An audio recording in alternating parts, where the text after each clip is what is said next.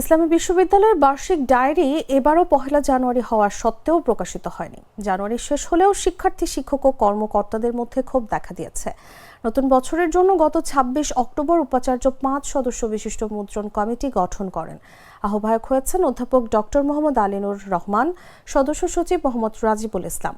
কমিটির অন্য সদস্যরা হলেন অধ্যাপক ডক্টর মোহাম্মদ মিজানুর রহমান, অধ্যাপক ডক্টর মোহাম্মদ কামরুল হাসান এবং মোহাম্মদ শাহেদ হাসান।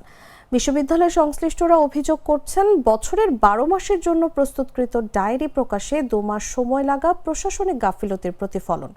শিক্ষার্থী আরিফ হোসেন বলেন, বার্ষিক ডায়েরি শিক্ষক, কর্মকর্তা ও শিক্ষার্থীদের জন্য গুরুত্বপূর্ণ তথ্য ভাণ্ডার, কিন্তু এবছর তা ব্যাংকেও পাওয়া যায়নি। ডায়েরি বিলম্বের বিষয়ে সদস্য সচিব মোহাম্মদ রাজিবুল ইসলাম জানালেন, বাজেট অনুমোদন, শীতকালীন ছুটি এবং ৩৮টি বিভাগ থেকে তথ্য সংগ্রহের বিলম্বের কারণে প্রকাশ দেরি হয়েছে। বিশ্ববিদ্যালয়ের কোষাধ্যক্ষ ডক্টর জাহাঙ্গীর আলম আশা প্রকাশ করেছেন, দ্রুতই ডায়েরি প্রকাশ সম্ভব হবে।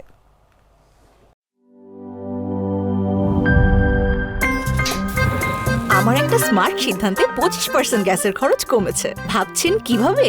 সাধারণ গ্যাস স্টোভ বদলে আমি এনেছি আরএফএল গ্যাস স্টোভ। এর সাইন্টিফিক নজল ও ব্রাস বার্নার ক্যাপ সমানভাবে তাপ ছড়িয়ে রান্না করে দ্রুত।